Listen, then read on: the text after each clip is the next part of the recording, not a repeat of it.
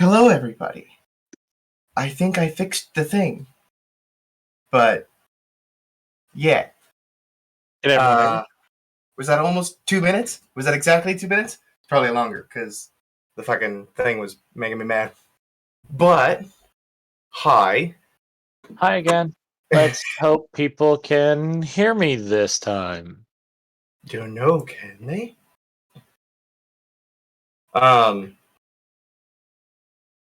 Yay! Yes, that is fantastic. Thank you, everyone, for letting us know that. And thanks for coming back and joining back in. Appreciate you. So we were talking. Let's go ahead. Another weird voice sounds like trouble. Yeah, that's me. Oh.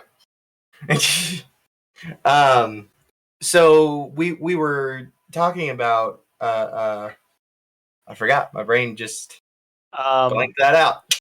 About what Lucas is doing and about how Lucas stood up for himself this episode, even though Andy was like, hey, Mel is a horrible person, you need to be careful, and Lucas said, screw it, I'm going to go meditate and try to talk to him. Mm-hmm. And also Lucas about wanting to multi-class into cleric, but all the cleric spells are vocal. Mainly he wants to kind of be a healer to help people more. Yeah. Eye of the Night says, I think it's going to bite him in the ass, though. Maybe. But it could go his way. It could go perfectly well. Speaking of which... You're on roll on stream and find out? We're going to find out if it's going to go your way or not, my friend. So what is my way? Me getting my voice back or Mel being fucked over? So your way would be Mel gets screwed. Okay. Dealing with the Shadow Man. And the possibility exists. Well, also what I'm worried about as well is Mel going after the Shadow Man and the Shadow Man coming back towards me. So that's a possibility. That would be a scenario of it didn't go your way. So there's a couple of ways this could go, and it's all going to be according to how big or small the percentile is. But I'll ask the chat this: should I go? The higher the percentage is, the more it'll go Lucas's way, or the lower the percentage is, the less it'll go Lucas's way. If Mel gets screwed, what happens to Andy's soul? Ooh, good question. It wouldn't be Andy's or Mel's anymore. Looks like it would be the Shadow Man's. Yeah. that is another possibility. Low goes. Alright. Low it is. The Shadow Man and Mel team up. Trust me. Thought about that too. That too. And that is a possibility. I was going to say, I just made your story kind of expand a little bit, didn't I, with that? You did. And I did write down a few things on what's going to happen what. So, good luck. Hey, I can't wait. I'm even moving all of my dice out of the way. Nothing is going to hinder or break or stop this roll. This is where eventually you should have for times like this, have a second camera set up to show you dice camera. Yes. Yeah. Not always, because we don't want to see what your rolls are. I mean, if you could just show it to the chat, but all of us watch the chat as well, or all of us watch stream as well. Before you roll, how do Mel and the Shadow Man rank compared to each other? You want to know my opinion on it? I don't know much about either or, but how I'm looking at it. I would say just going by the base 20 level, ranking of D&D, I would say the Shadow Man's a level 20 and Mel's probably level 15, in my opinion, how I've seen interaction. That's what I would guess. Stats, I will not show the stats. But suffice to say, Mel is more dangerous than the Shadow Man. Really? At this point. But who's actually more powerful? Mel, right now. Okay. Because in the previous game, in the previous campaign, like Andy said, they were asked to find him some magical books. These books were ancient as all get out, but they looked brand new. And each one of them gave him more power. So if we're talking about Mel at the beginning of that campaign, Shadow Man outranks him beyond. Okay. If we're talking about Mel now, after he got everything from them, Mel is more dangerous, but that doesn't mean the Shadow Man can't take it. If it came down to that... The reason I was saying how I was looking at it is the Shadow Man gave. I mean, granted, it was more like, I would say like a djinn giving stuff to people. There was always consequences. With the Shadow Man, he needs people as to what I've seen, people to get him stuff for him to get more powerful. Reverse. You said Shadow Man. Then. Oh yeah. So Mel to get Mel needs people to get stuff for him. People to get stuff for him to get more powerful. There's things that he's not able to get on his own. Shadow Man, is he a deity? No. No. At the end of this campaign, I'll go ahead and I'll share the secrets, any secrets that hadn't been revealed between the Shadow Man and Mel. How's that sound? But until then, we'll stop putting off Andrew's torture.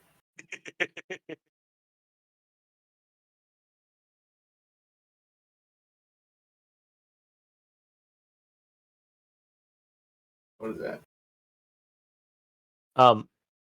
I'm going to hold on before you give me.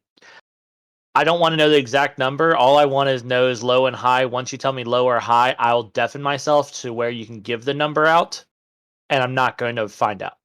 It's very close to the middle. Okay, well, I'm going to deafen myself. Wave at me whenever I can undeafen myself so you can give out the number. Okay. I'll even hide my mouth so he can't see. But I rolled a 45. So it's not exactly going to screw him over, but he's not okay. I was going to say, I still want some kind of surprise with this whole situation, but since you said it's close to the center, I can't wait. Neither can I now. I was going to say, with this whole thing of putting two people against each other to whether, Lucas gets his voice back and he can become a normal cleric, which, and what I plan on doing is, I mean, you already know this, but, people don't. I don't plan on letting anybody really know that I have my voice back, if I get my voice back. Yeah. I'm going to let Quig know because I'm going to be training under her as a cleric, but I don't plan on talking still because then, like, especially with how Abu and Andy were acting, they would know that I made a deal with Mel. And real quick, there was a lot of people asking in the chats last night how Lucas spoke to people. He uses telepathy. He has the telepathic feat, And I adjusted it a little bit. Technically, with the telepathic feat, you can only talk to one person, but that would have been really annoying. So I made it so he can talk to everyone. Whoever he chooses to can hear his voice. What if you lose the telepathy? That was on the list. Oh yeah, by the way, that was on the list. I will say that didn't happen. Okay. I would be honestly, that is one thing I never thought of, and I would be really, really sad about that. Mm-hmm. Because would have broke you. That really would have. I don't know. Maybe I'll change. No, I'm not going to change anything.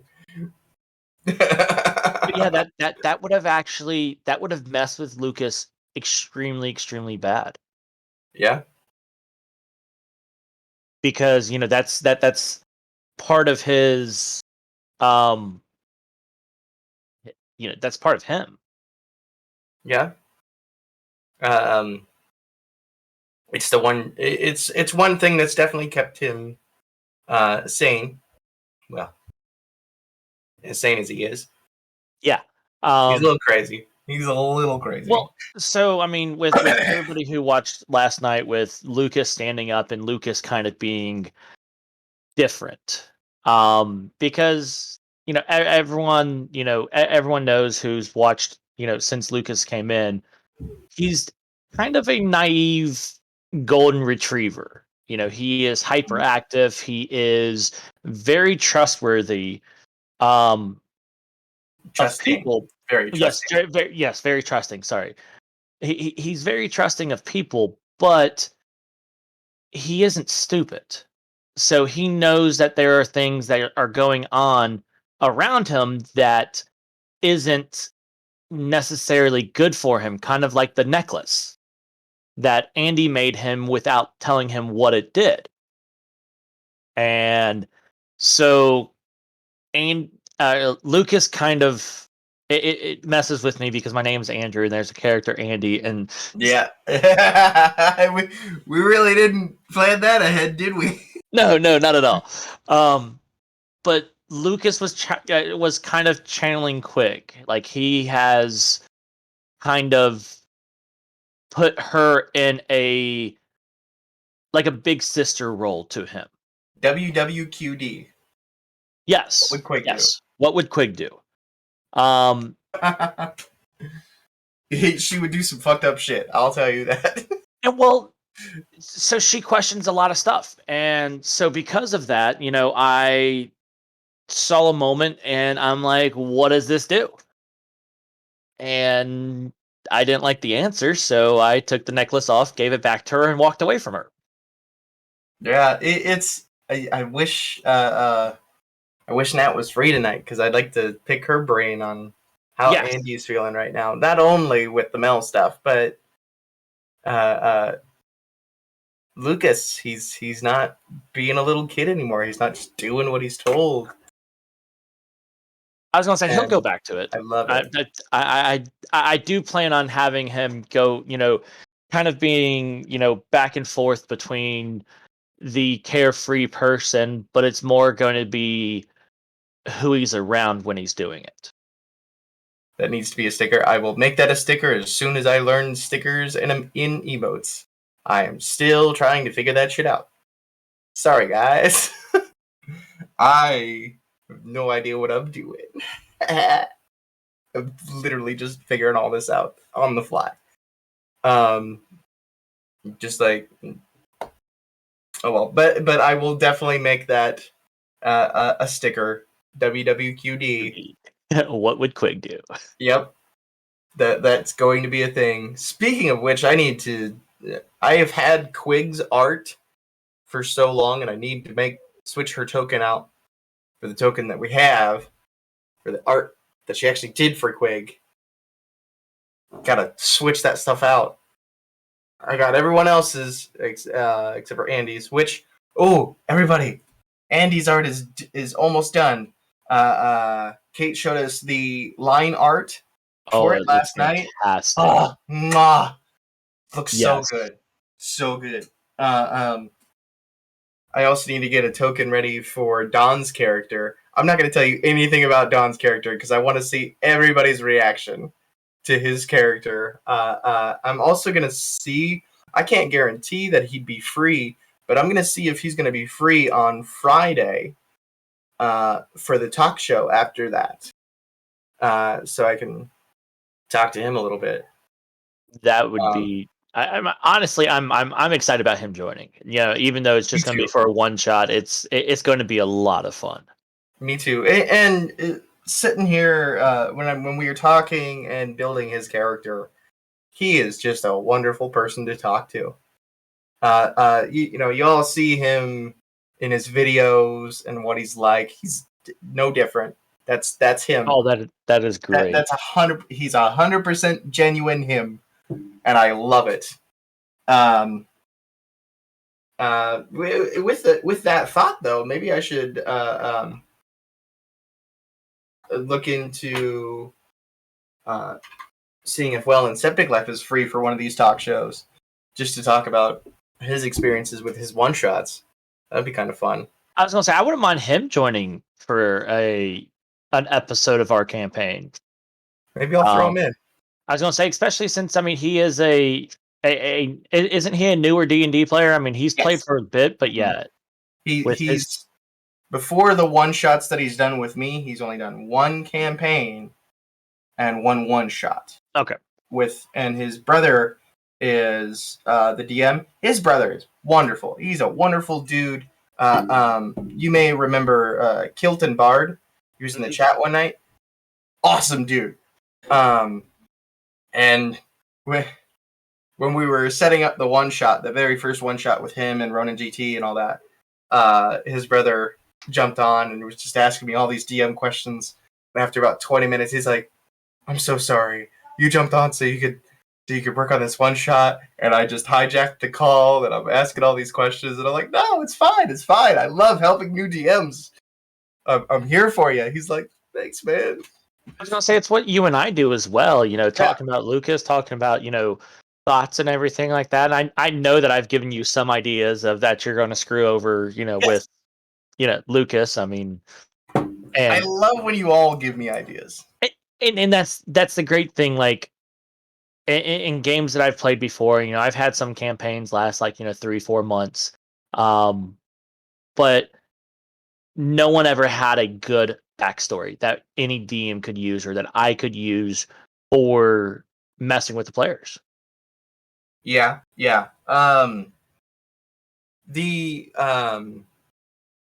One of the fun things that I learned to do, and I had to learn how to do it really, really well with my brain just turned off. Curse of Strahd. So Curse of Strahd, there's a story structured in there, and then a lot of my characters had backstories. But if any of you know Curse of Strahd, it takes place in a demi-plane called Barovia, and it. So you're not in your normal world, making backstories fit into that is a lot more difficult then. But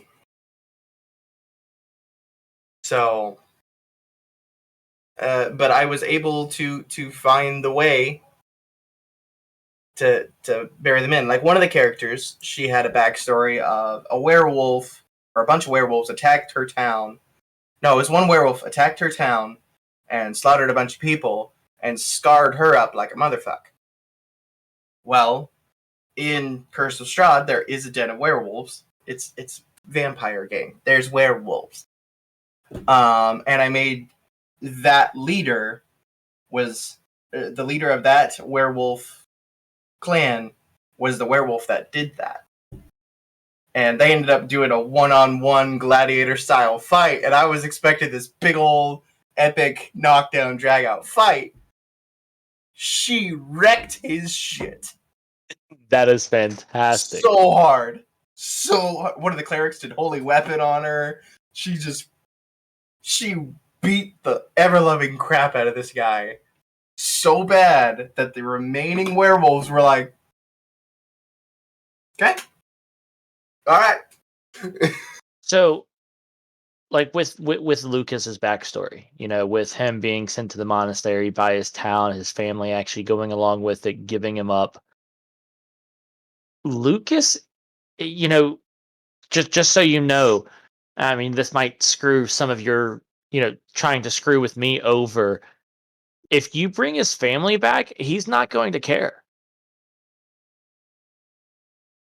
Because he was given up, and it's kind of why with Quig, like, he's attached himself to Quig. She was one of the first people to be nice to him, just to be nice to him, because of whatever her reasoning is.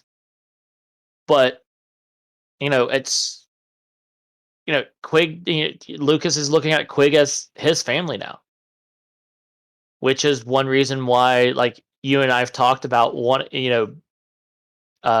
being able to scry. And I can't wait until he gets that. So, because he's going to talk to her brother, Quig's brother. He's going to bring him back into it. And, like, basically, because in Lucas's mind, okay, Quig is my older sister. Well, that's her older brother. So he's my older brother, too. And that's what Lucas is going. That's one of the first things. Huh? I just got the vibes. Your family is all my family, too. Exactly. We're all going to be family now. just not as creepy, but yes. Insane. Yeah, a little less creepy than that. Oh, thanks, Odasis. I appreciate you. Oh God. So that's how Lucas is looking at it. Like, Quig is his older sister. Well, her older brother is his older brother now too. And so as soon as he's being able to scry him, that's basically kind of how he's going to be like, oh yeah, so Quig's my older sister. So you're her brother. So you're my brother now too. And I can't wait for his reaction. How does Lucas feel that he also has a little brother then too? Well, he doesn't know his little brother yet. Is it a little brother or is it an older brother to him? Well, it's an older brother because I'm freaking only like 22 years old. How old is the youngest brother though? They're high elves. They gotta be over 22 years old. Oh, that's true. They are old as shit. Yeah. You are the youngest. But so that's you got two older brothers. Yeah, so that's how I'm looking at it. Like, and I'm going to get in contact with him and try to talk to him. Also, I want to get in contact with the older the dragon, especially with, like, I wish I had the scry ability before we fought this dragon. Next session, so I can be like, hey, is this one of your friends? We don't want to make you mad. And yeah, I know that they're a different type of dragon, so yeah, if I remember right, we did a roll to see how much Lucas knew about dragons, and a little bit. I think you rolled pretty decent. Like a 17, 16? Yeah, I was gonna say I know some. I basically how I would look at that is I have general knowledge about dragons, not like total in depth. Yeah. Oh, Dad, you got stuck on a blizzard? Well, you could drive through it. You're fine. Keep going. Hey! The biggest thing about driving in snow and everything, you can't turn, you can't stop. Other than that, go like hell. Yeah, you can go just fine. Yeah, he's a semi truck driver. Okay. So he's up on the mountain. Oof, rough, buddy. Yeah. Yeah. 4-wheel drive. No, that's 18 wheels there. I have 18. He's up in the Rocky Mountains right now. So, glad you stopped somewhere safe. You'll be all right. Oh, near Silver. Okay. See, here's the thing that what my dad does. He'll always be like, yeah, I'm near this town that's right near this place. And he just expects everybody to know the towns of this random place at this random mountain. Of course. I mean, he knows them. Everyone should. Like, so I'll ask him like, "Hey, how far are you from home? Or, like, how long until you get home?" "Well, I'm in this town." "Cool. Great. How long is that?" And then he'll give me the town, or give me the length of time. It's just frustrating, father. Anyway, so a fun thing. Mel is kind of an interdimensional. Interdimensional. That's the wrong word. Intergame character of mine. He's been in multiple games. He's in my Monday night game that I don't stream, and he's also the BBEG in there. And my dad is going to play him for the final fight because my dad won't hold back. As he shouldn't. If it's the final fight, but hell no. Well, whether and that's in how I play characters. I mean, yes, I am extremely attached to Lucas. I don't want anything to happen to Lucas. But if it comes to you going easy on him or him dying, kill him. Yeah.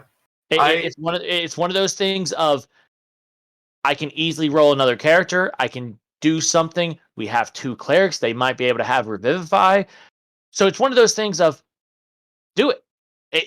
It's going to suck if I lose Lucas, but I would much rather you go with it lose him organically. Yes. Than me artificially keep him alive. Yes. That makes sense. Oh, hey, got a subscription. Thank you, Odasis. I appreciate you.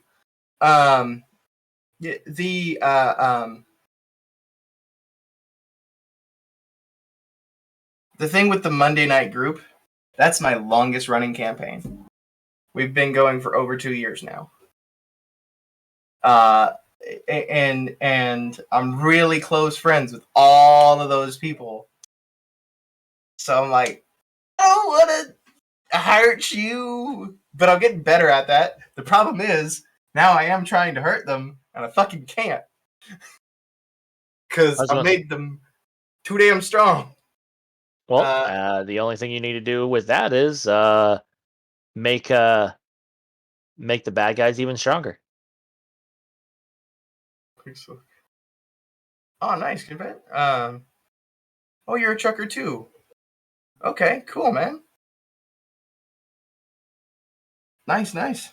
So one thing that I've always wanted to do is, whenever DMing a game, have the characters make their characters and then level them up to level 20, and then the very first session have them play their level 20 characters fighting against the BBEG and get wrecked.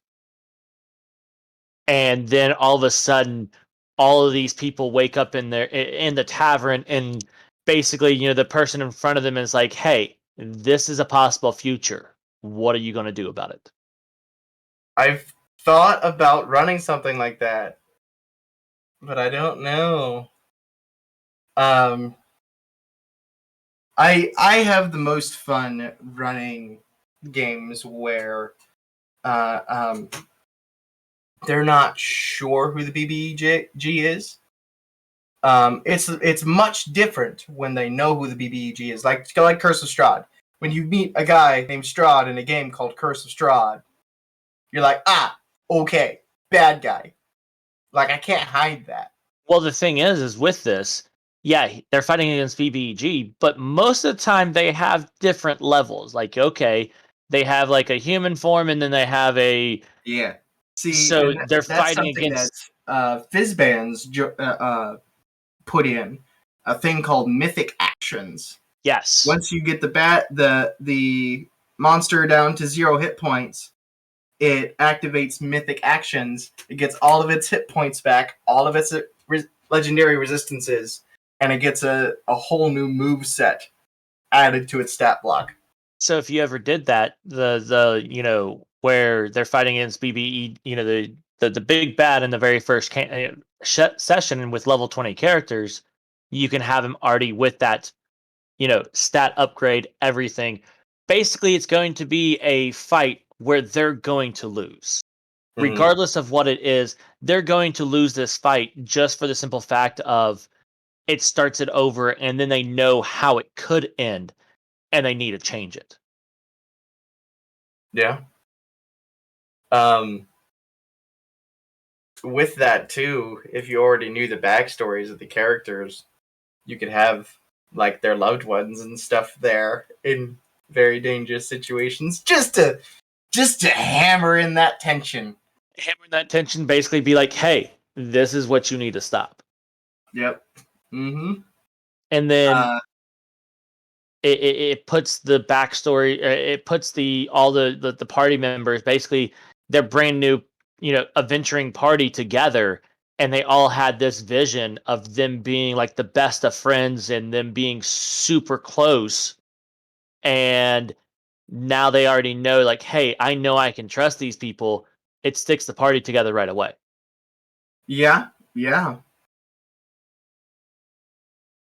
I did not promise you could kill them. I promised you could try.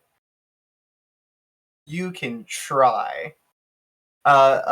Here's the thing about 95% of those players. They have been playing for a long time. They have learned tactics in D&D. They know what they're doing. It's 3 of them are DMs. So, bring it on, Dad. I was gonna say, I hate DMing other DMs. Truly, they always try to break the game. Yeah. So Eye of Night, your little thing there, I like that. Now here's the thing.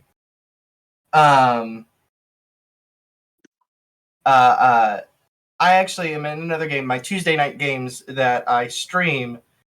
It's Rise of Tiamat is what we're doing right now, and each one of us has a chromatic dragon associated with us. Like my character has a white dragon. Like they have dragons. True polymorphed into bracelets, and we can't get them back. But we have dragons. Each one of us. So that thought right there is pretty cool. Challenging my pappy, yeah, I've challenged him to plenty of stuff, and I usually kick his ass. It's fine. So, shit, okay, that just left me. Single dragons, one for each. Yeah, that's awesome. Andrew tried DMing with a mixed batch of DMs, writers, and such. Ooh. Have you ever DM'd, Andrew? Yes, I have. How did you like it? It's not my favorite thing, but I'm decent at it. The problem is, and as a lot of people call it, the Mercer effect from Matt Mercer, with how people look at Critical Role and then like, hey, this is how a DM should be.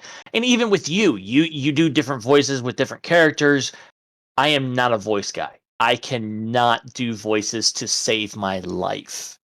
And so there's times where, while I'm DMing, I myself look at him like, oh, wow, this is missing stuff because, I'm not a great storyteller. Like, I mean, I can do the bare bones of a story, but then if the people that I'm playing with don't really role play, it's hard.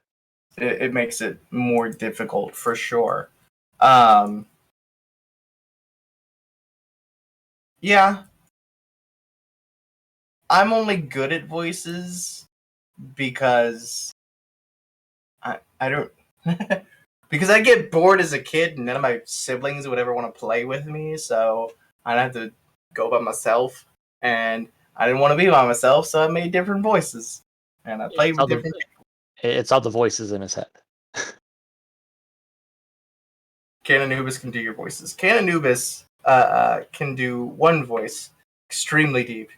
And he is an amazing voice actor. I love Cananubis.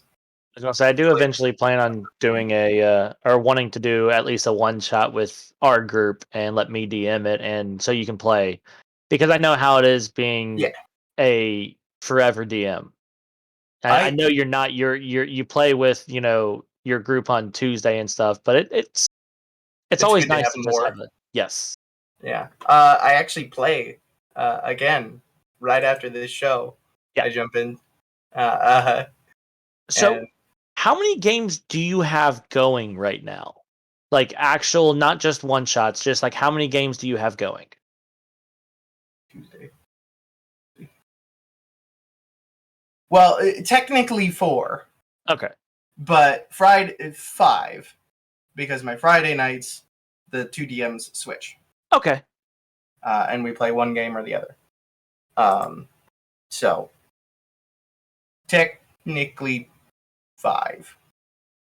As I've said before, though, I'm definitely more lucky than a lot of people are, because even just scrolled around TikTok, you'll see on D&D Talk, so many people are like, "Man, I just want a group to play with.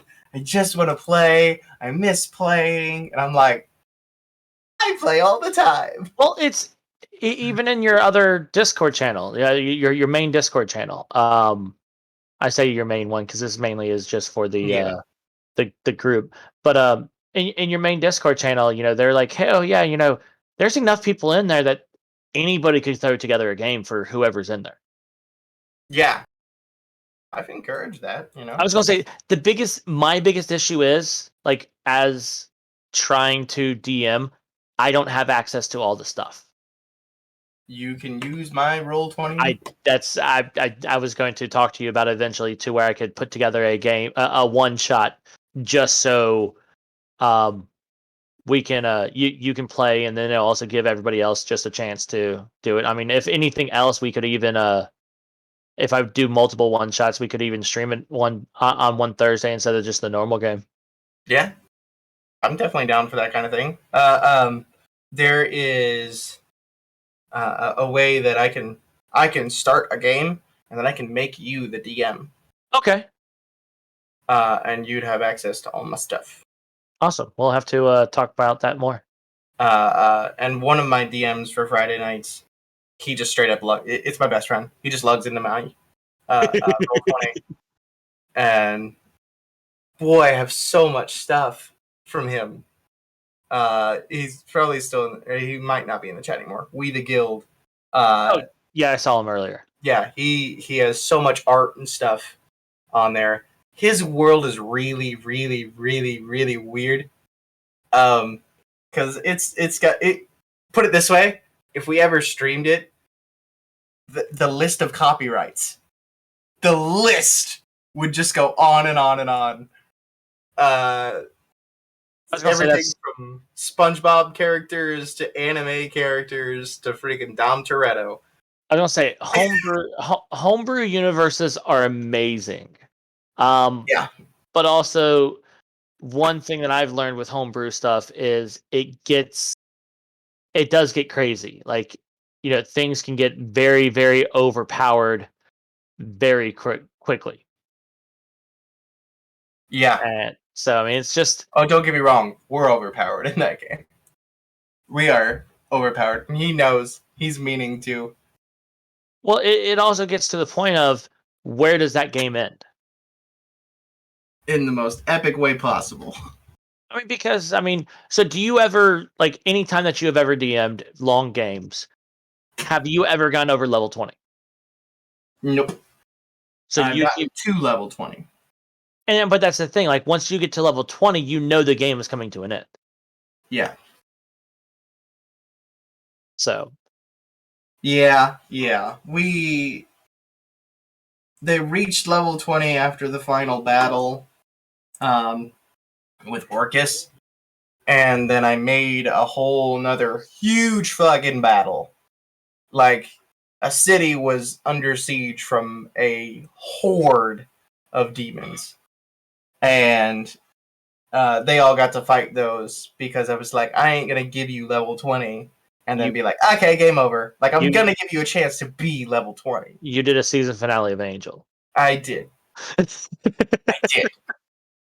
And they felt awesome. I was gonna say, yeah, that's the thing that I love is the going out in a fight. Like, I want, like, granted, we all live happily ever after is a fantastic thing, but it doesn't feel like a D&D thing. It's no, you want to fall in battle, like you beat the bad guy and you lay bleeding out.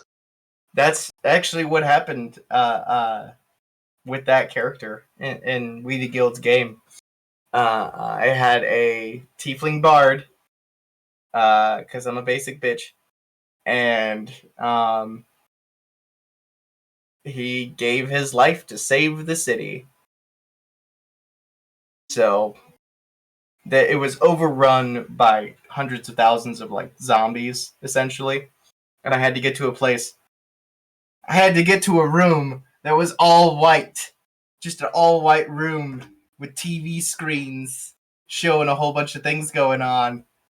Get it? And there was 3 buttons in front of me, and I had to choose one of the buttons, and one of the buttons was all of the minions die. And that was the way I could save the most people, so I did it. And my character got to say a final goodbye to his best friend, one of the other player characters, and I just said, at the end of that, I'm like, anyway, here's Wonderwall. And I began playing Wonderwall. So I know, like, if Lucas had that opportunity, I know what he would do. He would probably do the same thing. He would do the self-sacrificing thing to save everybody. Basically the people that are close to him and, what he considers his family.